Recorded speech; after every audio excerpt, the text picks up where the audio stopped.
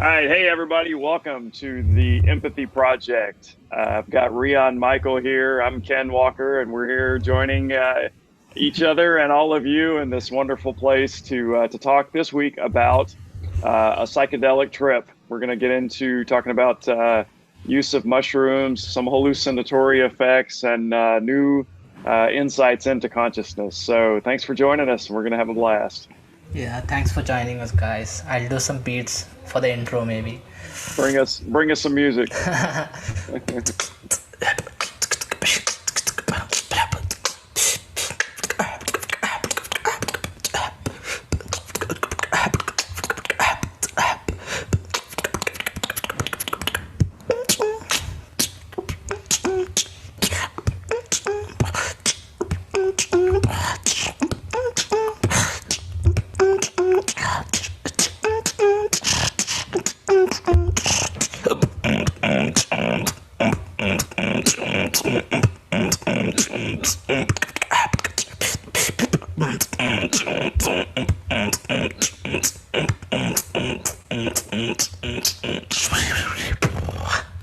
Yeah. Let's go. Oh man, that's freaking awesome. I love it. You could do that for like 30 minutes and Yeah, yeah. it'd be a It's like great show. therapeutic, It beatboxing, is. it's like therapeutic. Yeah, It's yeah. like I just don't think about it and just flow. You just go and Yeah. you get us started with that like high energy vibe. So we got to go with that. Yeah. We'll be doing that every week. That's awesome. All right. I mean currently it's like a GBB, the GBB Grand Beatboxing battle going on. It's Okay. like an international world's biggest battle going on. Oh wow. So Where is that held? it's held in Japan right now. It's Oh like wow. going live right now. So I'm just Yeah. watching it, getting inspired by it even more. Nice. Are And you gonna go compete next year or what? maybe, I don't know. Yeah. Yeah, All maybe. right. We'll put that on our list of manifest items for next for 2024. Rion Michael, Yeah, beatboxing champion of the world. yeah, thanks to Ken's manifestation, man. All right. All right. So, well, we're gonna chat a little bit. Rihanna and I get into a lot of fun topics about meditation and consciousness and About different masks. spiritual, yeah, masks. It's an inside joke, so And this week, hopefully, we won't disappoint because we're going to be talking about a recent experiment and exploration into using psychedelic mushrooms. For the first time just this last week, did a session with a small dose, as I was told, kind of a starter dose. It wasn't what I think would be considered micro dosing, if you've heard of that. This was like about 1.5 grams, yeah. and I think what would be considered a mediocre middle dose would be about three, and then what they call a hero's dose is like in the 5 gram or above range. Um, so just some background. I mean, I've never used any kind of like psychedelic before, but I have explored quite a bit with different forms of cannabis and have had a lot of what I would consider to be very uh, consciousness expanding experiences through that cannabis use. But the drawback for me has always been a few things, primarily like the lack of control while you're in that experience. Like for me, I'll go 3 or 4 or 5 hours and you feel like you're just on a moving train and Uh, you're going wherever it goes and you don't have the opportunity to like stop or take a break or get off or anything like that. So it's a very kind of out of control feeling. Um, and also like there's just so much of it that feels incoherent, like you're just out of this normal space of awareness and there's no definition and nothing really being understood or uh, learned. is this you're talking about the marijuana experience or the Yeah, magic mushroom? yeah, with Marijuana. marijuana, Oh, yeah. marijuana. Okay. So, like, Yeah. I had my experience. I think it's kind of similar to yours. It Mm-hmm. was like I had took marijuana once, and it was like I used it for meditations Mm-hmm. purposely. I don't want to use it for pleasure or anything, but I Mm-hmm. started meditating and I started spinning. Like, Hmm. not physically, but it's weird, it's like mentally I started spinning. It was like, I was meditating, I started spinning, and it was a crazy experience. Wow. Yeah. Yeah. Like Yeah. usually It can. people don't experience that. No, it can definitely put you in some states that are very unfamiliar. Hmm. I've had like blackout almost experiences where you have no sense of the physical body at all. You're just in a black void for what seems like hours and hours and hours. It might only be a few minutes. Um, You really did overdose.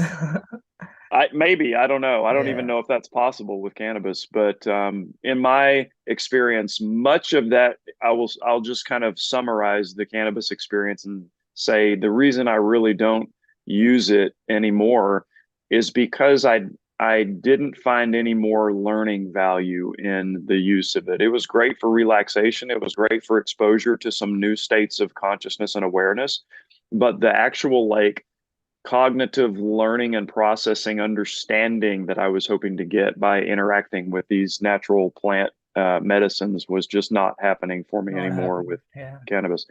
So I met a gentleman local in the state here who has been using and cultivating mushrooms for many years. He and his wife are both what they refer to as psychonauts, like they're explorers of the inner realm, and they at least several times a year will go through a very sort of disciplined process of using and documenting.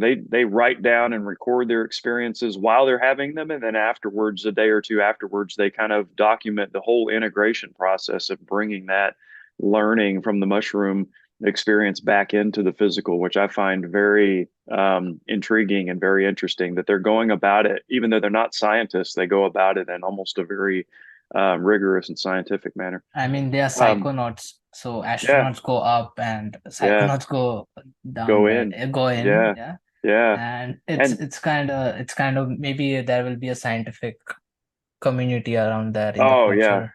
yeah. We'll talk more about that as we go Yeah. on too, because I've started looking into that as well. But anyway, so I got the doses from them, and it took me about a week to kind of get comfortable with the idea of actually like, okay, I'm gonna do this and go in and explore in areas that I never have before without any real Hmm. idea of what I was getting into. And at their advice, I had my wife present with me. She was sitting next to me through the entire period, and the entire thing for me lasted about 4.5 hours or so.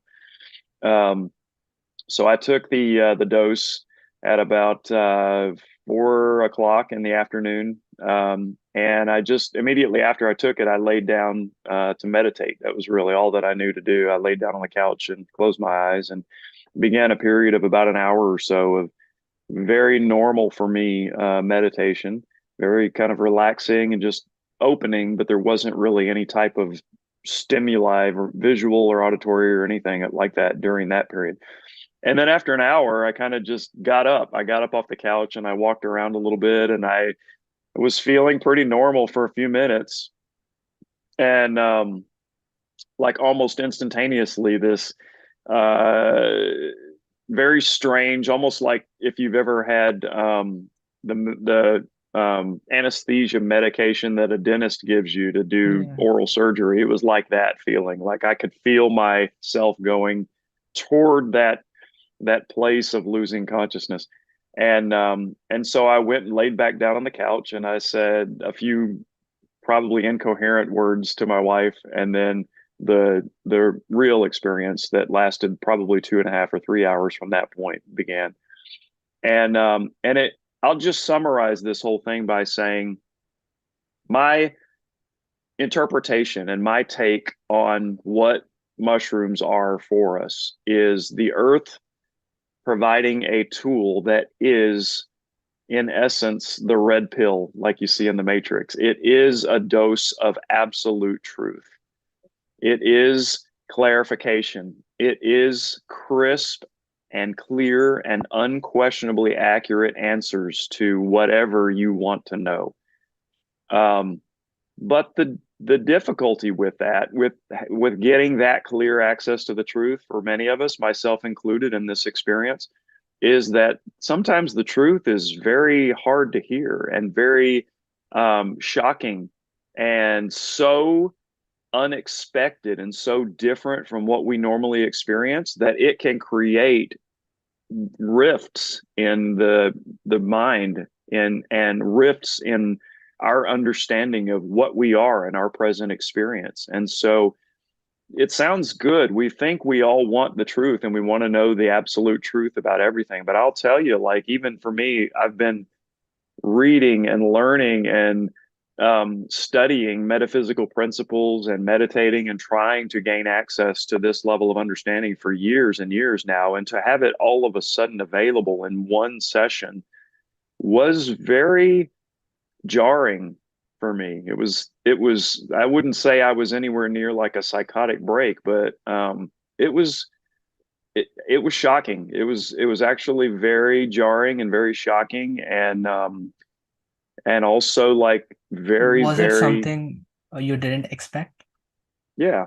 Yeah, there were many moments of things that I could not have verbalized or put into any sort of contextual frame before having that experience, like completely brand new experience. And I'll get into some of those and try to put them into words a little bit here, but some of it was so out and away from everything that I know to be this human experience. And yet I was in it still. I was alive and I was conscious and I was participatory, but I was definitely not in a human consciousness and a sensory, five sensory state of awareness.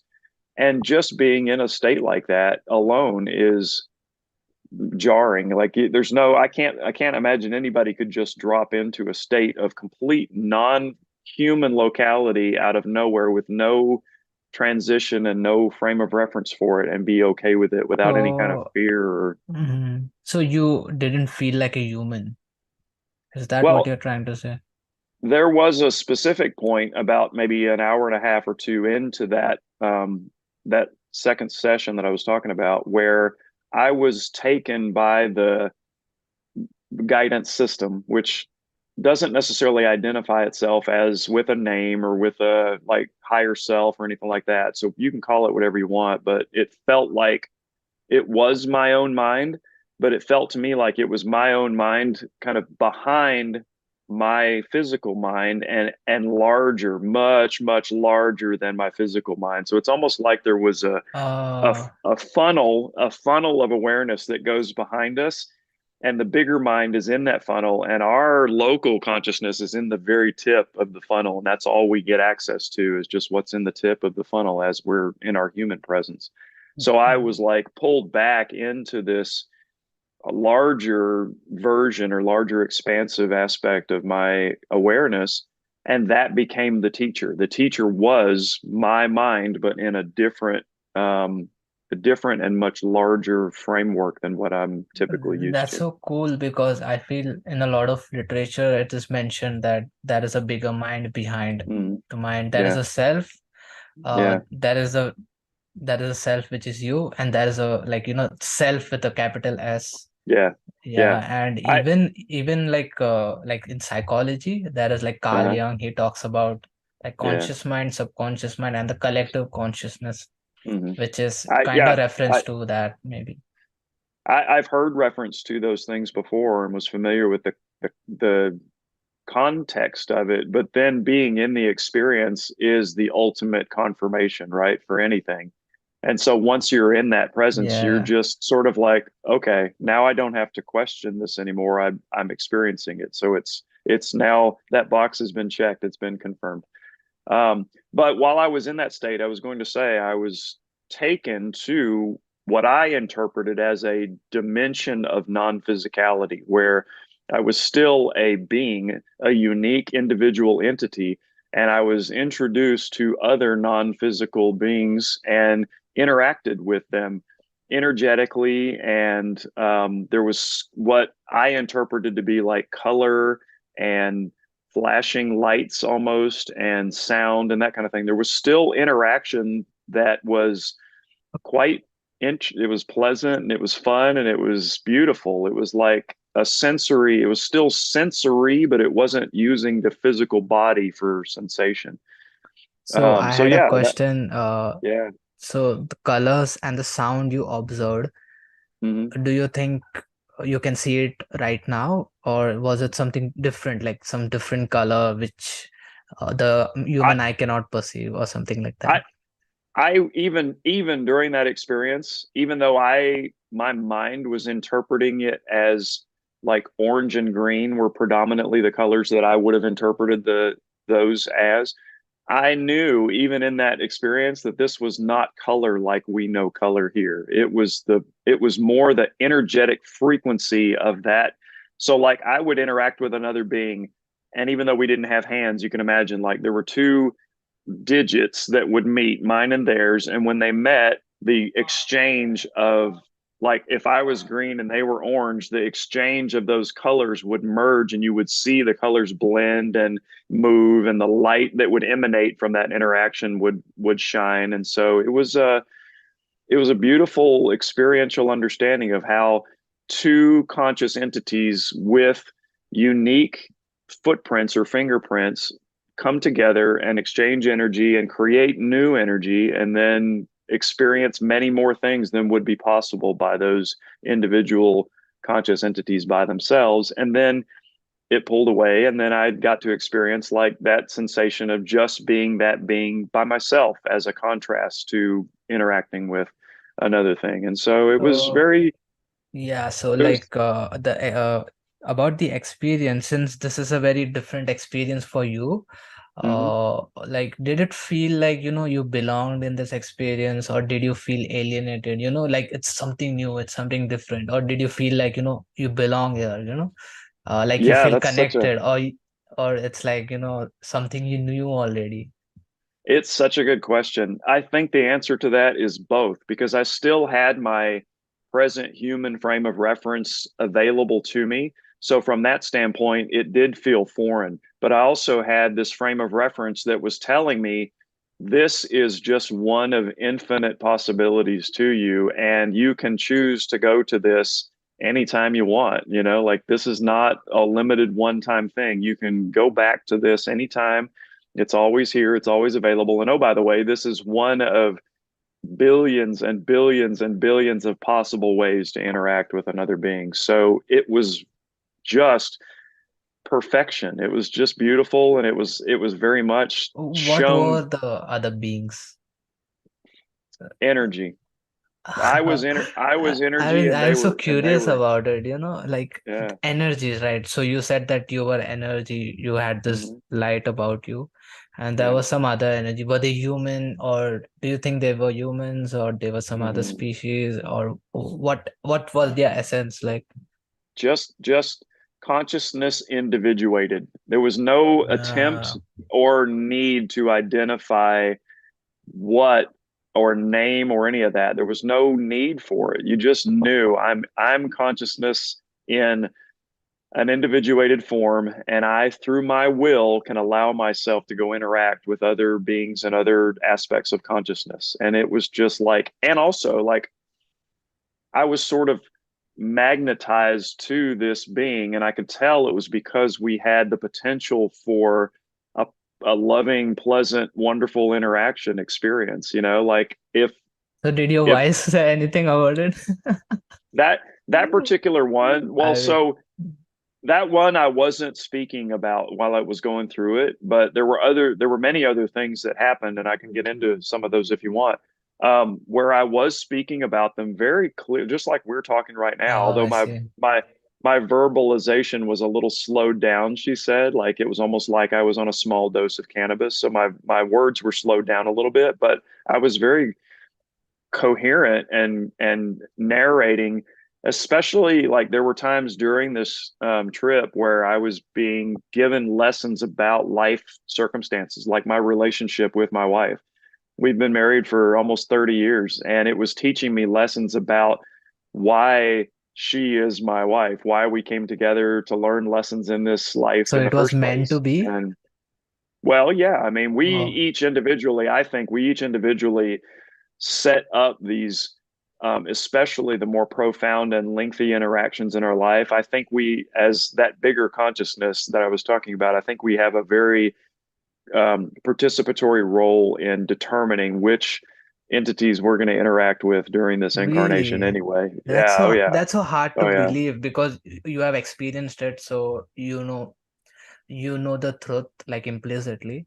But like when I hear it, it's like there are so many possibilities in this world, right? Like Well, there is also, endless.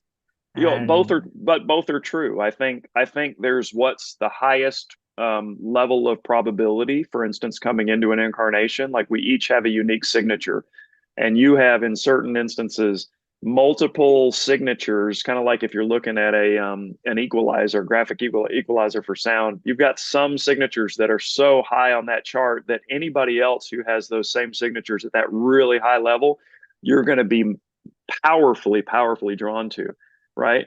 And then where you have a signature up here and somebody else has a signature down mm, here, you might be powerfully repelled against those people, right? So yeah, just in that relationship alone, and if you think of the myriad of characteristics, personality characteristics that each one individual human has, it's going to weed out automatically probably a large percentage of the population just through the compatible energetics that um, you see. You think how easy it is when you go out in public and you find somebody very attractive and you want to be near them, or you find somebody like, yeah, oh, I could never, like, you don't even know why, but you just know it's not somebody that you would want to interact with. Like, now think about expanding that to days and weeks and months and years. Like, we have a built-in GPS navigation system that determines who are the people that are going to be the best lesson providers in our lives and who are going to be probably not offer us much in the way of soul growth and soul learning. And I don't think that means that it's aiming toward positive, loving, pleasant experiences all the time. Sometimes the people that we match are those who are going to most significantly set off our negative and unloving triggers and teach us that we still have hate and unforgiveness and chaos and despair and all these type and addictions and all these kind of things going on inside of us. And we need people that are difficult in our lives to elicit those negative aspects of ourselves too. So it's not just mm, being attracted to somebody because they're going to create joy and love. We're also attracted to people because they're going to teach us about the truth, even the dark truths of our inner self. yeah. Um, so I'll go a little bit into maybe a couple of other, what I found really interesting was the visual experiences, because I've not ever had any kind of like what psychology would term hallucinatory experiences. Hallucinatory. Yeah, I've never really had much of that with meditation or cannabis. Like, a lot of people report seeing bright lights and shapes and different forms that they're not familiar with in normal waking life. And for whatever reason, my visual experience for many years has been just blackness during meditation. But this, with the mushrooms, was a very clear and distinct and very profound and very lesson and education oriented experience of the visual sense that I'll never forget. It was so just incredibly instructive and loving and beautiful, and it was like being walked through a college class that taught you about what this reality really is, not how we're perceiving it, you and me right now, but what's really the gears beneath the exposed physical reality and how it So works, what how is it's. that? Let me narrate how this came about, and maybe that'll. Please keep in Yeah, mind throughout all of this that's much of it can't be put into words, but I'll do the best yeah. I can to try to narrate the way that I was seeing and perceiving, and also what was going on in the head. Because as I'm perceiving these things, there's higher mind instruction telling me what the visuals are supposed to be teaching me. Really, Yeah. that's really cool.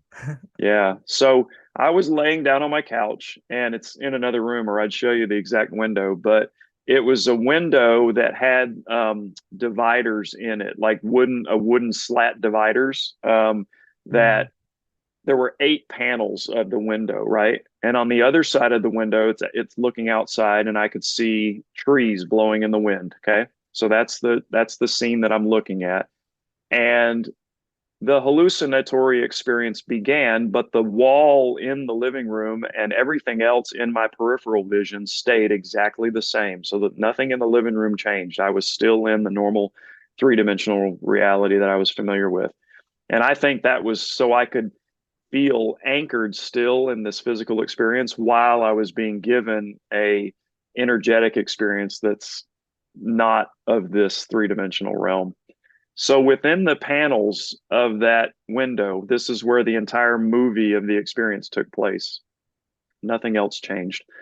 The first thing that happened was the tree that I saw moving in the wind and acting just like a normal tree does began to take on personified physical faces. It started with an elderly gentleman with like long eyebrows and a long beard, and he was very, very stately and very educated looking, and he was in the tree leaves. He was actually formed by the leaves of the tree, but then his face projected sort of a bit from the leaves. And he turned his head and he opened his mouth and he opened his eyes and he looked right at me, and then he kind of turned his head away, and very non-threatening, just a presence of a physical entity. And the vocalization in my higher mind was telling me, you as humans believe that you are the highest conscious entity on planet Earth, and you don't understand that your same level of consciousness exists in everything, not just beings, living Mhm. beings, but everything on this planet. And I'm using this personified example in a tree to show you that a tree has that same exact, like no different than ours, the same capacity of projecting as a intelligent personified human, and can think and can communicate and can, What? yeah, with abstract thought and synthesis and correlate and all the things that we think are so dynamic and different about the humans as compared to the animal and plant kingdoms. And not only that, like very shortly after that appeared a female face next to him, and then a male face, and then a female face, and then a male. And there became a small community then of individuated conscious entities, all still within the same tree. And then they begin to turn to each other and have short conversations, and you could see their facial expressions change, and they were just interacting like humans interact at a mall or a restaurant. It was no different than that type of experience. And then at some points they would turn to me and look and show that they saw and acknowledged me, and like it was just a again, throughout this entire thing, there's a narrative running in the back of the head that says not only can a tree express what is very similar to personified consciousness, but it can also be a group consciousness. In that way, it's even more complex and more intelligent than an individual human being, because it can choose to have a group level experience even within the content of its own individuated tree consciousness. And I was like, whoa, shit, that's amazing. Like it was expressing sort of a suggestion for me, but really for humanity to be humble about the way that we perceive ourselves and our place in this world, because we don't understand the comparative difference between our level of intelligence and what exists in even a single tree, much less, like, I can't even imagine if I had been able to expand my view to see a forest or an entire river or something of that effect. But Like you are in a college and you are getting edu yeah, consciousness education, or conscious maybe humbling education. humbling Yeah, education. that part of it was extremely humbling. Like you can imagine, then I walked out later that day or the next day to look at that tree in my normal 3D perception, but having the memory of that, and you can't help but look at things very differently then after you've witnessed them be able to evidence consciousness in a new way, right? And then within that same 8 panel window, so then the lesson morphed into sort of reminding me that I have expressed interest in things like subatomic makeup of reality and sacred geometry and how art and science and mathematics, for example, are related. Like I've always been very interested in that, but never really able to intellectually grasp the correlation between those concepts. And it said, okay, now we're going to give you an understanding of how this is all linked, how these things are all really the same themes. And so the same window that had the tree in the background, each one of those panels then slowly morphed and became kaleidoscopic geometric patterning, where it was like one of those small windows would have triangles and squares that were turning clockwise, and then the next window would be a different set of colored triangles and squares, and they would turn the opposite direction, and that would repeat throughout. And so it went from tree to geometric patterning, back to tree, back to geometric patterning in a very clear and distinct and very understandable way. It just said, look, like all we're doing, we, the greater consciousness that's creating this reality, all we're doing is taking geometry and spinning it in different directions and just like a computer programmer would do. We're just altering the mathematical equations that are controlling very, very basic geometries to create things that look non-geometrical, so that there is the appearance of randomness and non-intelligence and lack of control and chaos. All of that is based on very precise and very exact and very, to us, very um, mathematical concepts. And so it just went through that series of going from natural, what we call natural, to arithmetic, and scientific, and then back to mathematical and back to arithmetic, or geometrical. And so left no question whatsoever. Like you could just very clearly see and understand through that expression that everything in this reality, if for no other reason, should be appreciated just because we can experience it as nothing but tiny little shapes moving around like shapes in a kaleidoscope. Like how Hmm. can once we experience that and we get like I've only now experienced it one time, but imagine if you could have that experience every day or every single meditation session or whatever, like at will, you could have the experience of dialing into the geometric aspect of the creation that you're experiencing. And then you could come back to the creation. Like instantly, you would appreciate the creation infinitely more because you would realize, holy shit, this is all being done by nothing other than just, little blips of shapes and light. That's it. That's Geometries. all of this is coming out of that. Yeah, even you and I having this conversation right now, like none of this computer and the windows in front of me and the wall, none of this immediately to my eyes and my brain perception looks like simple shapes moving and turning. But now I have this sort of inner knowledge and learning that constantly now is running sort of in the background of that larger physical experience, always reminding me like appreciate this for what it really is. This is order, this is math, this is intelligence, this is some intelligence at some level taking very simple and precise exactness and turning it into absolute unique randomness for every single one of us. Like it's fantastic. So I can't grasp it, to be honest. Like, it's hard to believe, it's like you're yeah. talking from this experience of like the geometry and how arithmetics, you said, like Mm, different subject, different field of study is actually related, like science, yeah. biology, or Yeah. maybe art as well. Do you think art has All of it. All everything? of it. So Yeah. Well, so the intent of it was to show that all things that we study scientifically are comprised of basic elements that are the same elements that are used in art and mathematics, right? We start with those most basic, the line, and then the triangle and the square and Yeah, the yeah, sort, like yeah, yeah. Oh yeah, of all of course. those things are the most basic elements. When you teach a child how to do art, the first thing they do is draw shapes, right? Yeah. And then they expand on the depth and the intensity and the shading and the so they just take shapes and they make shapes more complex and more apparently randomized, right? But it all starts with basic shape and basic form. So I mean, it was even showing how, yeah, numbers, geometry, yeah, like everything is that makes sense, kind of. Yeah.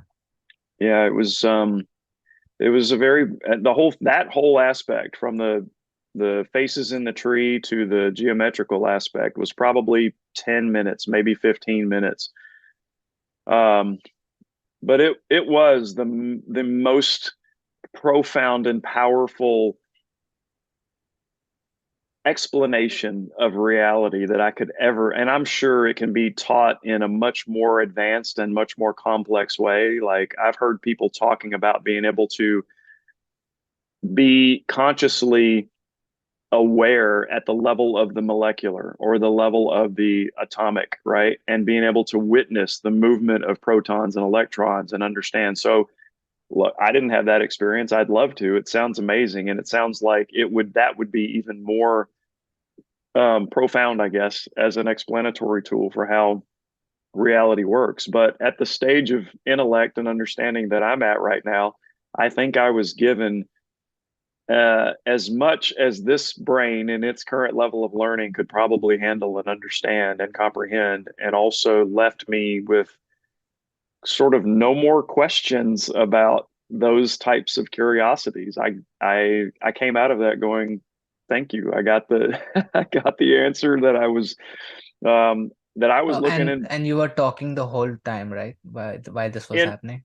mostly in my own mind. Like, you know, when you're in meditation and you can ask a question in Uh, meditation just mentally, like I was doing a lot of that. And a lot of it was just gratitude. It was a lot of just like, thank you for this information, for this experience, for this level of learning, for this interaction. Like it was just such a an awesome experience of being taught in a setting that is just it's not anything fancy. It's just us in our space of being and our mind, and we can be taught about the most intricate, most complex, most difficult concepts that right now, societally, we think requires a university setting with millions of dollars of equipment and fancy, well trained instructors and books and computer simulations and programs. Like, it doesn't take any of that. All of those things are great, and they've created an amazing society for us. But it's time for us to begin to understand that we each truly do have access to levels of higher order learning within us. And I'm not saying everybody has to do psychedelics in order to access that. I don't even now think that's true, but I think that these are um, meditation might open the window like this every time you do it, right? And cannabis yeah. might open it like this. And Do, for me, the I don't mushrooms, agree. no. Does it cannabis? Uh, I feel like on some occasions, not every time, but on some okay. occasions that it has opened a window of understanding, but it's also created some additional confusion because again, it didn't have for me, it never had that narrative of explanation of what is happening and why it's happening and that kind of thing. Maybe So it's kind of depends on the person. yeah, Like how yeah, do you use it? Do you use it for meditation? Do you use it mm, for like do you use it just to escape your emotions? Like if you're right, doing that, I don't think that will help. But mm, like I've been doing meditation for like five years now, mm-hmm, and like I haven't had any hallucinogen experience yet, but mm-hmm, I did have like a feeling of love and uh like having a different kind of understanding about the nature of reality and contemplation and stuff like that. yeah. Yeah, it's you're right. I think the intention and the state of the individual has a tremendous amount of impact on the Yeah. experience. Not only the experience that's going to be had, but the interpretation and understanding of that experience. So, without a doubt, toward the end of this experience, I'll get into maybe a couple more aspects here, and maybe we'll close out after that. But it got into, I mentioned before, like some explanation of my relationship with my wife and with friends and with other people, but primarily focused on her because she's been with me for 30 years and the longest single relationship in my entire life. And so it really provided some very solid, very clear answers to things that I have not really understood and that both of us have had difficulty with just because of that lack of understanding. Um, we, like all couples, have differences about us that sometimes lead to misunderstandings and arguments and that kind of thing. And so those tension points always are initiators for questioning and like wondering, sometimes you go so far as to wonder, like, is there even any value remaining in this because of these types of tension points? But the clarity that was provided with um, this plant, this mushroom trip, was offering me an understanding of just how important that she is and has been as a grounding force in my life. And the fact that, the last 6 or 7 years, as you know, I've been very interested in things that are beyond strictly this physical world. And my wife is not of those interests, really. She'll listen, and she's happy that maybe happy that I'm doing things that I enjoy and that kind of thing. But she's not interested so much in learning about them, and that in itself can seem to be a tension point with a lot of people in relationships. And the explanation given to me was like, if you, me, or anybody in this circumstance are continuing to explore and expand and try to take their awareness beyond and further from just this physical awareness, and they don't have something to keep them tied down and keep them grounded and keep them in this physical reality, then very often what happens is the will of that individual becomes of such that they are desiring not to be here anymore. They want to go and be where things feel blissful all the time. And they want to go, like I was talking about with that other dimension, they want to go where they see color and light and things are beautiful and it feels nice and that kind of thing. And that's it. Basically, the message to me was, don't be in such a hurry to leave this physical experience. All of us came here for a reason. And although it's fine to explore beyond it, we also should appreciate this and recognize there's purpose here. There's learning that's happening here. There's fundamental need for the universe to experience what we are experiencing here right now, and desiring to leave it and to go beyond it and to go into blissful and heavenly states all the time is sort of counteracting that purpose. And so it was real clear about it was, none of it was directive though. There was nothing about it that said, you need to do this or you should do that. It was all very open to the fact that we each have a tremendous, powerful will that directs the nature of our experience and can change the course of our experience, even if we don't like where it's going right now. But it was also just providing extreme clarity in all of these circumstances so that you understand, like, okay, this is the reason and this is why I stand in this situation the way that I do. And now with that clarity, I have the choices are not so murky. The choices become a lot more clear. Choice still exists, but the reasons for the choices become a lot more clear with that understanding. Another aspect was the use of alcohol. So I was in the military for 23 years, and not to say that the military encourages drinking or alcoholism or any of that kind of thing, but it's a very, very, very common thing in the military for people to drink and get together and socialize and have beer and liquor and wine and all those kinds of things. And so my entire adult life basically has included consumption of alcohol. And I've never considered it like an addiction or a dependency or anything like that. It's never, in my awareness, it's never had any detrimental health effects, physical effects, mental effects, emotional effects, or any, not that I could pinpoint specifically, although that's probably a common characteristic of addicts. But I think my wife, as my partner, even agreed with that when I explained this to her. She's like, "Yeah, I'd never really had an issue with you having drinks or anything like that." Mhm. But the point is, in this experience, it became clear to me that my desire for and consumption of that substance, which it clearly articulated is a medicine. it's not, What?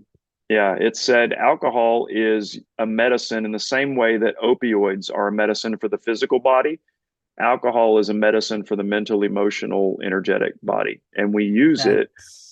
That's kind of controversial, you know. Well, okay, but Uh, we essentially it was saying we use it to shut off the signaling that the mental emotional body is sending to the brain to elicit an understanding of our deeper subconscious difficulties and negative trends. So anger and frustration, all that kind of thing. We don't like those feelings, and the alcohol apparently shuts off the signaling from the emotional body to the conscious awareness. And it informed me very clearly that I that's something was, new. well, okay. I mean, I don't know if it's ultimately accurate for the entirety of humanity. I can't tell you that, but it spoke to me saying you're using it for this purpose. You're using it in the same way that an opioid addict continues to use opioids to shut off pain signaling, even when the pain signaling might no longer be present. It's just so used to that it becomes a habit and a dependency. And it was like you're doing the same thing with this, uh, you know, earth medicine. Alcohol is a earth provided. It's no different than the mushrooms, I guess, except for the process that it takes to turn it into Hmm. alcohol. But um, Is it like when people take alcohol, they become very philosophical, you know? I Like I usually. don't. Well, I think what it does is reduces your inhibitions. So if you are by nature a philosophic person, but you have constraints, mental or emotional constraints on that, the alcohol might bring out that aspect of you. But if you're by nature a very angry person and you drink, then that's where we see a lot of folks express violent tendencies with their Yeah. alcohol use. If you're naturally a very funny person, like I'm a clown by nature, I'm a very like, I like to have fun and I like to joke, but a lot of times I keep that under constraints for, to project a more serious type of persona. But when I drink, and especially if I drink a lot, that clown aspect comes out like very profoundly. And Really?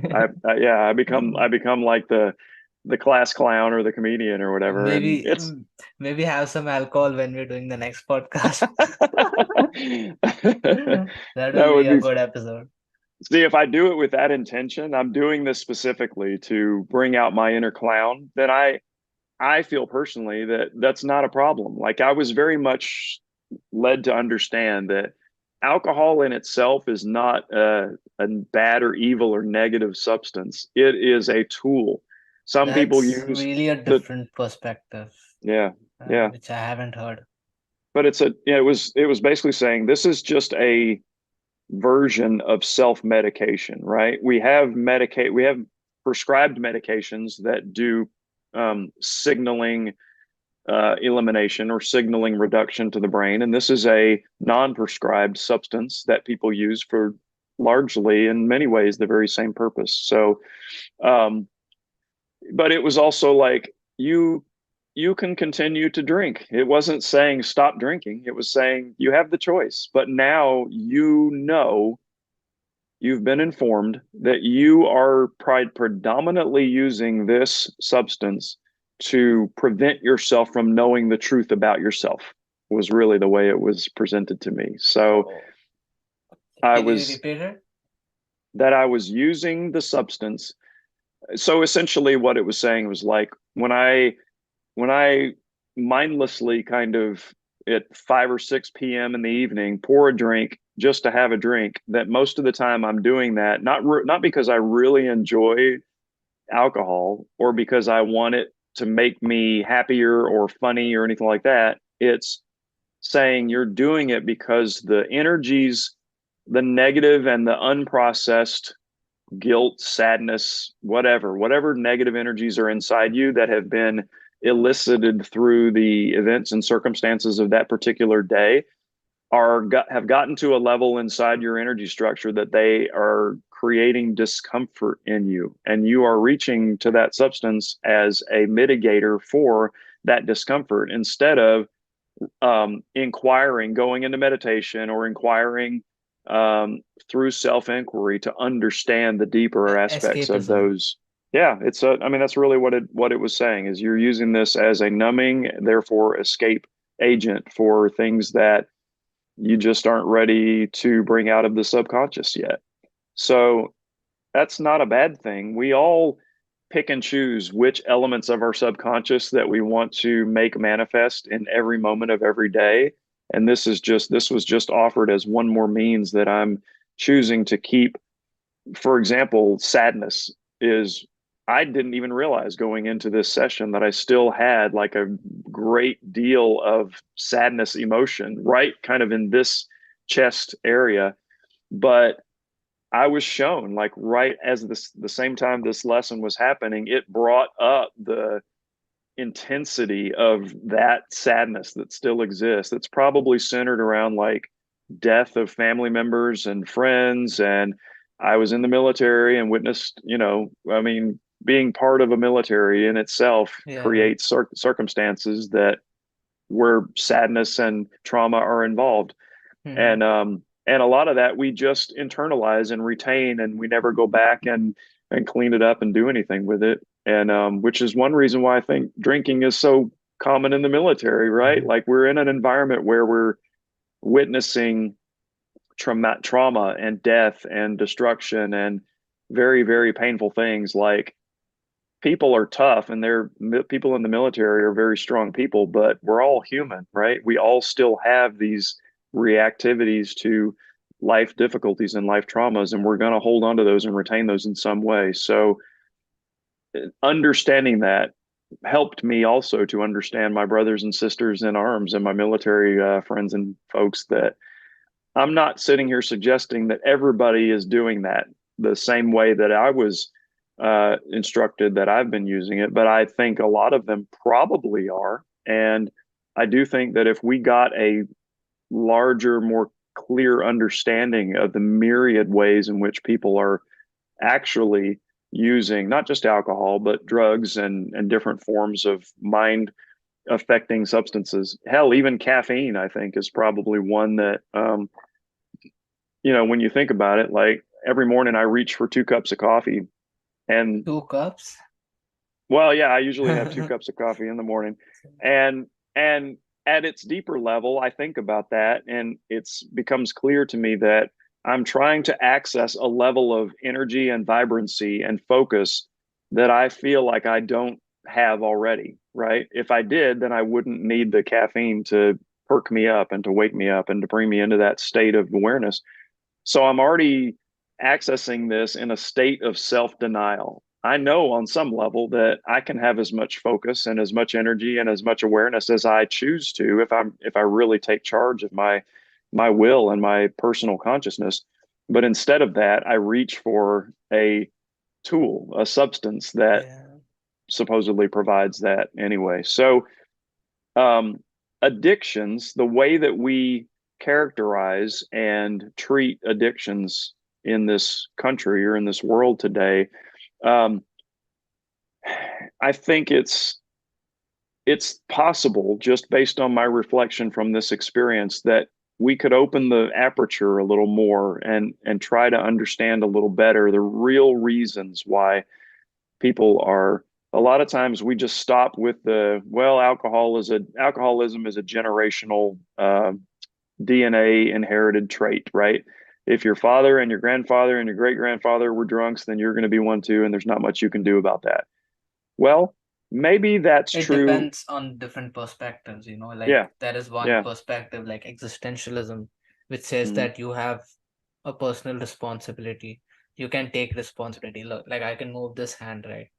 That hmm means I have the will and the decision to either do that or not do that. yeah. And But while but taking consistent decisions, I could like maybe improve and prevent relapses in the future. but what that perspective does not take into account is just how powerful the influence of those inner Genetic predisposition. Yeah. not just the genetic but the personal, like what you've inherited and what you've experienced during your life, independent from what you brought in through your DNA, is extremely influential in every decision and every day. Like if you have a powder keg of energy that is painful and difficult to deal with, and you don't know how to bring that up into conscious awareness. We've talked many times about the letting go process. And the first thing you have to do with that is to identify and to acknowledge and to confront whatever the particular negative emotion is.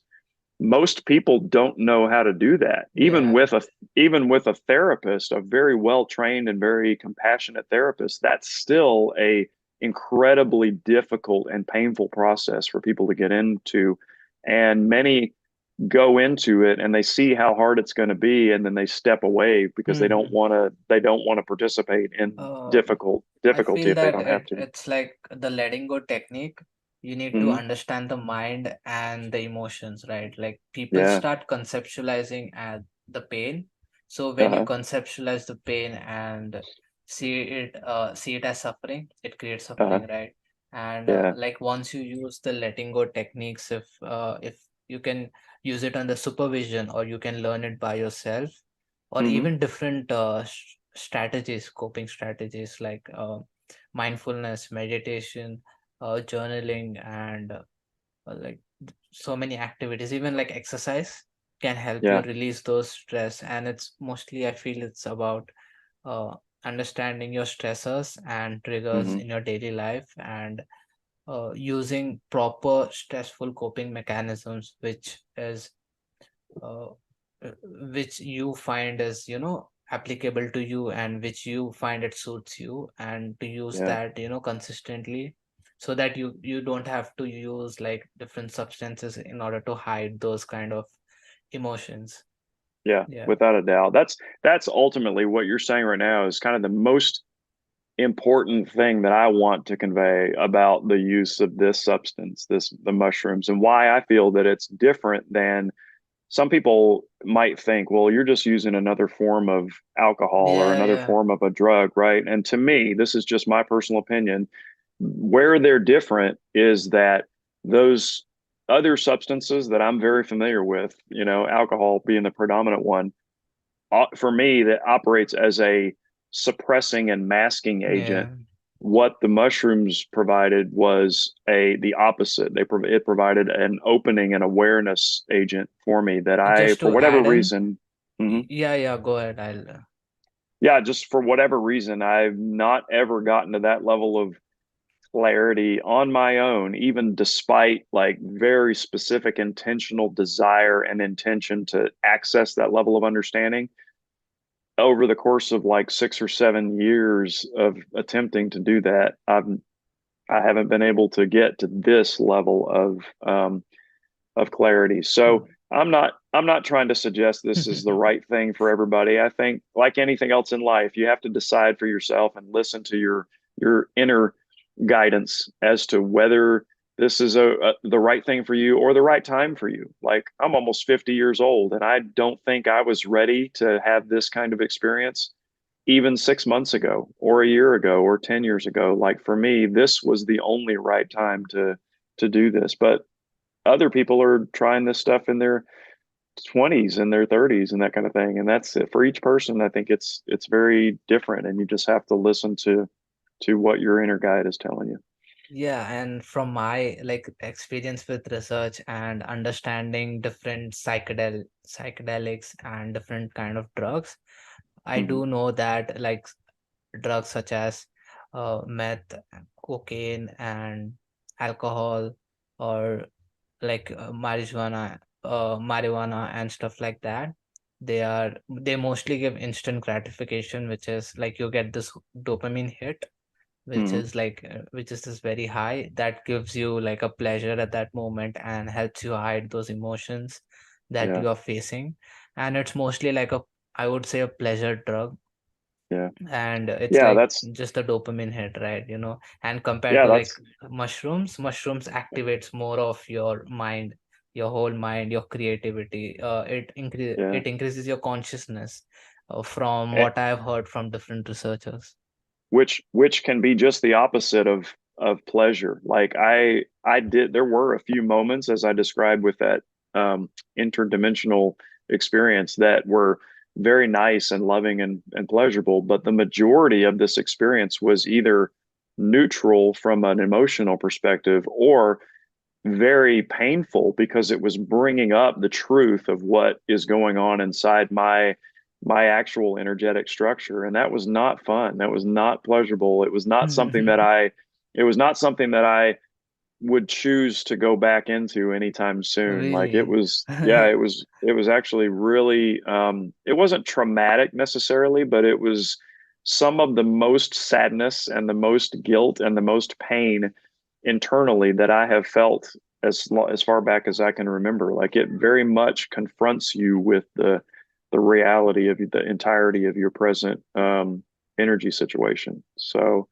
yeah, it's not one that I would suggest people go into if they just want to party and let loose and have a good Yeah, time. It's going to give you some truth, and that truth might be a slap to the face. You know, it might it might not yeah. be fun.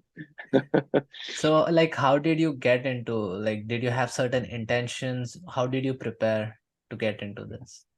Um, yeah, that's a good question. So from the time that I started talking to the friend that provided this substance to me, I had been as I learned more and more about his experiences, and he, just like we're doing right now, he shared many, many, many hours of the types of things that he's experienced and, you know, hazards and warnings and all that. He gave me kind of the a full spectrum understanding of everything that he's known for decades of working with this stuff before I was comfortable to even begin considering it for myself.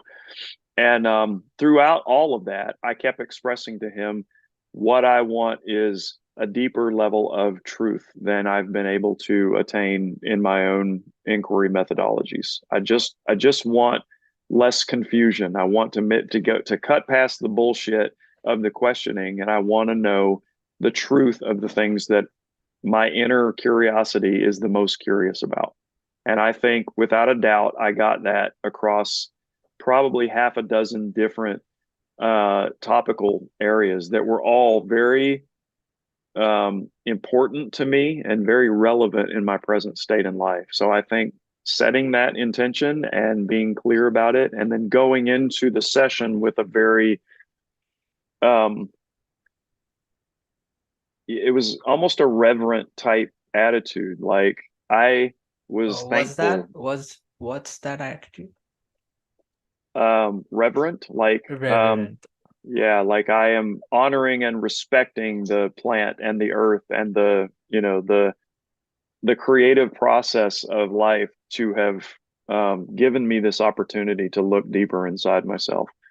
Um, so it was a from the very beginning, like that day, it was a very like almost I don't pray or any of that religious type thing, but it was almost like that type of feeling going into it. Like I'm doing this to understand myself and to understand the creation better, and very much expressing gratitude and honor and acceptance for whatever was going to come, you know. But and afterwards, there was a lot of tears, you know. There was a lot of like, so like I said, like sadness and those kind of things come up, and it's just a very much like you hear about people going and doing ayahuasca, and they talk about that as a very purging, Purging, like yeah. a lot of people like they'll puke in buckets. I mean, they'll like I didn't have any of that, but I did have some nausea, which I don't often get nauseated.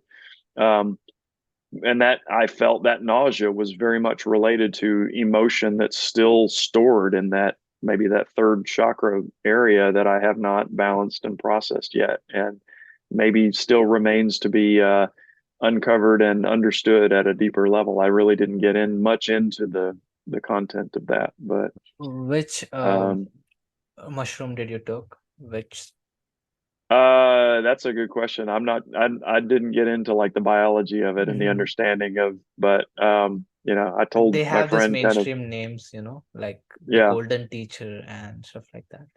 yeah, I don't know. I'll have to ask him like what he's cultivating and what specifically he provided, but he knew what mainly what I was looking for and provided the type and the dosing based on our many Mm. conversations about what I was hoping for. So, um, yeah, I don't know. That's a great question. I probably should know, but I don't like, Yeah. even with cannabis, I very rarely got into like the um, understanding the naming conventions and the various THC content and Yeah. the There are two types, effects. ups and downs. Yeah, Yeah. yeah. But those are broken into like hybrids and intensity Mm. levels and duration, and like some of them have almost psychedelic like effects now. They're making hybridized strains that are so strong that That's they're crazy. actually almost like an LSD equivalent. Oh. So and I haven't tried any of that. I'm not really interested in doing that just yet. So but So, did you feel transformed after taking the mushrooms?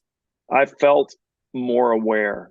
I think the responsibility of transforming is now much greater on my shoulders than it was before that experience, because now I know a lot more about myself, my relationships, the world, the creation. I feel like I've been given a level of clarity that now puts a new level of responsibility on me to make choices more aligned with the truth that I've was given through that experience. I don't think I'm not saying you couldn't be transformed immediately out of something like this. I will say, like, I don't have a desire for alcohol anymore. So that you could say, at least from a dependency standpoint, that transformation was pretty quick. Like it's not based on um how like you have a desire for whatever, a donut or a soda or something. Like there's just this inner, like, you feel the desire for something like that may still be there, but then my mind immediately goes, without me even getting involved, goes to the understanding of, yes, but this is a tool you're using to suppress or to escape. So it's like automatically that signaling gets shut off now. That desire signaling gets shut off because of the expanded intellectual understanding of why it was happening. Um, so, but from an overall persona, and I mean, maybe I've felt a little bit lighter and a little bit happier over the last week, but nothing that I would say was a major difference. Nothing that I would say was like, Eckhart Tolle is one example who talks about like in a single instant he went from major depressive disorder to like life is Yeah. Oh, blissful, and yeah. he's yeah, it was nothing I like think that. he was he was reminiscing about what's happening in his life at Uh night on his bed, yeah, and he questioned why is this yeah, happening, to me, and yeah. he was like, uh, And then he said, but who is the me that's asking? And as oh soon as yeah, he asked oh that yeah, yeah, question, like a that's light bulb came crazy. on of, I'm not the human being. Uh, I'm not the body. Yeah.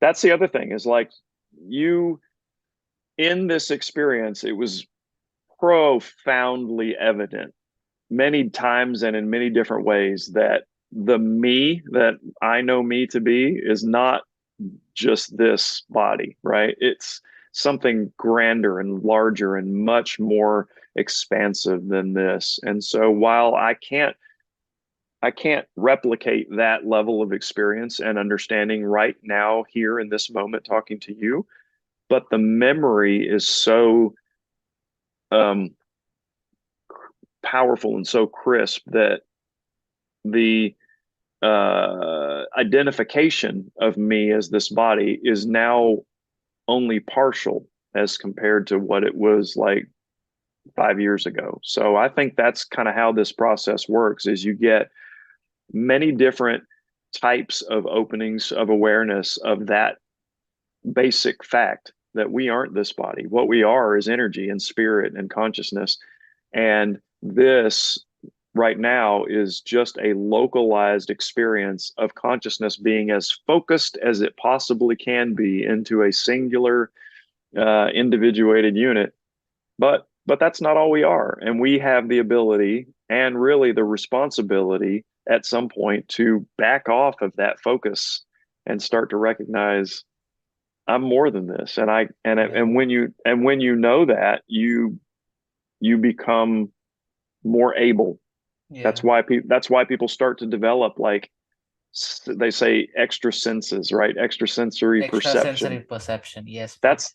That's what it is you're backing out of your strictly physical human form and into your etheric energetic form, and your senses are coming along for the ride. You still I don't have your think so. Senses come along the ride. Like, no, I'm not saying your touch sense comes with you. I'm saying your new senses oh yeah, become you take on additional receptivity and processing capability that you didn't have available to you before.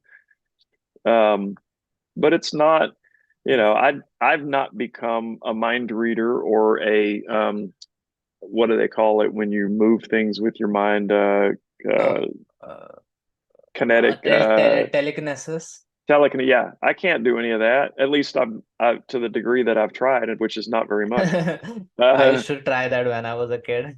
yeah, me too. Never succeeded. I've always had an interest in those kinds of Yeah, things, and I think that interest comes from our deeper sort of like back of the mind knowing that we have more abilities in us than what we're presently using. That's why we're so curious about these things, is because somewhere in our awareness we know that we can do some things that seem miraculous at this physical yeah, level of experience. But I also think that we'll be reintroducing ourselves to those capabilities in a very metered and progressive way, individually and collectively. Because if we did it all at once, it would be such a radical shift in our overall human physical yeah, experience that that in itself would cause like a mass psychosis yeah. Makes in the sense. entirety. So I think it's going to be like you'll have one or two individuals here and there start having new capabilities with this and with that, and then they'll expand to 10 and 20 and 30, and people will start to grow in very gradual and very organic ways, start to grow their ESPs, if you will, of all the Yes, different please. possibilities. Yeah, yeah. Yeah, not So like ESP, it can be like misinterpreted, right? You yeah. need to have something that is concrete to reality, right? Because it's so Well, easy to like distinguish, let's say, a mental illness, like mhm. someone having hallucinations, while someone actually able to actually do those kind of stuff. Yeah, I think the key point of your statement was though, um, the definition of reality. Like Yeah, if we all think this is a strictly physical reality, then all of those things that we're talking about, uh, senses beyond the five bodily senses, don't make logical sense. They can't, because this is in that definition of physical reality. Those things just cannot operate and still correlate with our understanding of what reality is. So what do you have to do? You have to begin to alter your understanding of what reality really is first, and then the operant conditioning of developing those senses starts to make more logical sense because your understanding of the dynamic of reality has changed. yeah, So a lot of people start with the abilities themselves. They try to develop telekinesis and telepathy and ESP and psychic capabilities and all that kind of thing, and many of them are successful. Like many of them do start to develop some aspects of those types of abilities at various levels, but then they don't trust them. Why don't they trust them? Because those abilities still don't make sense in their contextual understanding of this physical reality. maybe the society, like if you tell someone that you can do these kind of stuff, the Hmm. society won't believe it. They'll think you're Yeah. crazy or like admit you to the hospital or Yeah. something like that. Well, yeah. But And even though that's a that's a whole nother good discussion. even though that's like a good precautions to do that, but we don't know, that person is actually able to do this kind of stuff. Yeah. And a Yeah. lot of people who might have, I haven't met yet, but who might have those kind of superpowers, they won't come to the news or talk about it, Yeah. to everyone. They just keep silent and they are doing their Well, own work. think about us here. Like we've been talking about this kind of thing for several years, right? And only recently have we gotten together again to discuss this and put this Yeah. out in the public. Like it's still, even in 2023, it's still common for I think for judgment and disbelief to be the initial reaction when people talk about, if I go out in the town where I live in and start talking about the experiences that I just spent an hour talking about with you, there's going to be a large number of people in just my local community. They're not going to believe me, or they're going to call me crazy, or They're say gonna I'm give you looks. there. Well, I would, I live in a very conservative, Christian focused uh, community.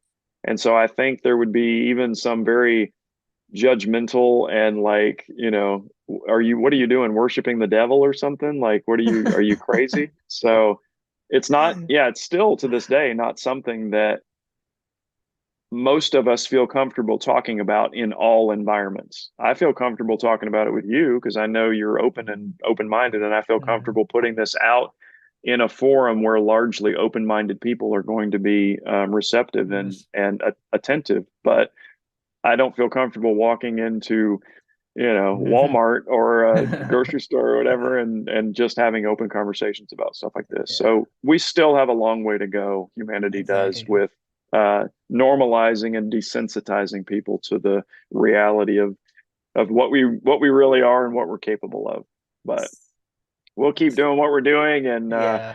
hopefully the empathy of our audience and even beyond will continue to grow as we do.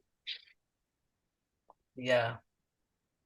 Yeah, I mean, it's really was interesting to like learn about your experience, Like Yeah. even though I haven't experienced those things, Uh-huh. it's really fascinating to hear those kind of things and how you actually not just experience those things, but you actually philosophized it and made it into advices which you can use it right now in your everyday lives. And Yeah. that's pretty interesting that like you actually got cured of, or I would say not cured of, I wouldn't say cured of, but you actually uh, are not seeking alcohol right now, and you also feel lighter, you feel like much more conscious and much more clear.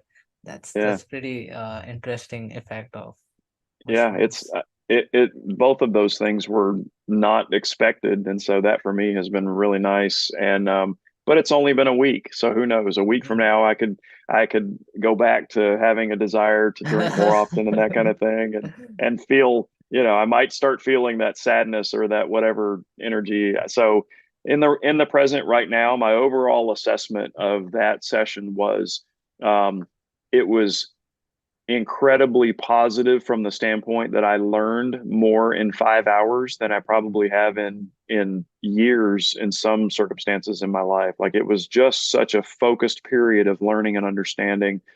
And from that perspective, I'm just so grateful. Like, how can you not be grateful of the universe teaching you what you believe is true? It might not be true for anybody else, right? I'm okay with other people not sharing in what I think is true, but for me, that was a very clear presentation of my personal truth.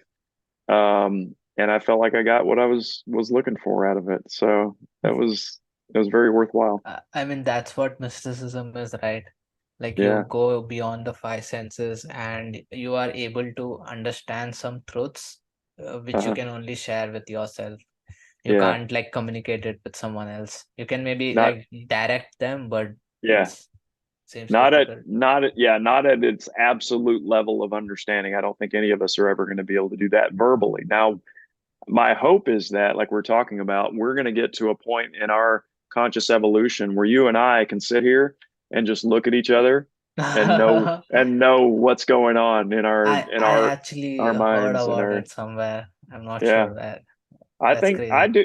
I think there are people today that are experimenting successfully with that type of communication. I've had, Telepathy.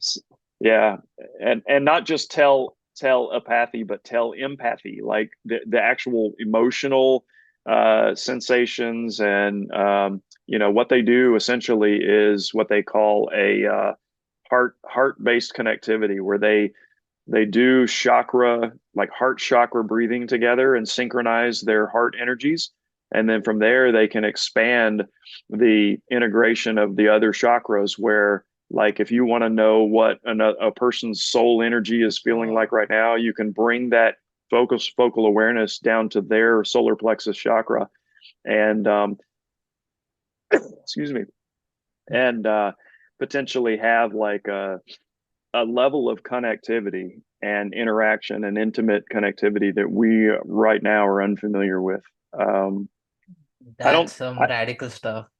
well, it is to us, but when you go back and think about like the indigenous tribes and the Native American tribes and those that attempted through their sacraments and their shamanistic practices to do exactly that. Like that I think is what the shaman was doing, was connecting with people on an energetic level, assessing where they were and where they were off balance, and then trying to bring them into alignment through energetic practices and the uses of earth-based herbs and flowers and tools and Even dream medications and stuff like analysis. that.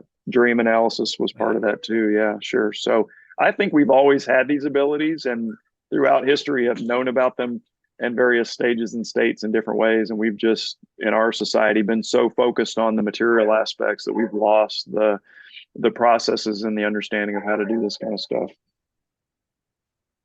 Anyways, Ken, it was really like amazing to hear about your experience, and yeah, like that puts a positive light on magic mushrooms for sure. Well, thank you. Thanks for listening, Rion. Really, this was Yeah, beautiful for me just to be able to reflect and share, and hopefully putting this kind of stuff out there is helping people understand and then also be more prepared in making decisions in their own lives. So that's the goal. We'll look forward to the next discussion. Everybody be blessed, and we'll see y'all next time. yes, take care, guys. See you, Rion. All right. See, I will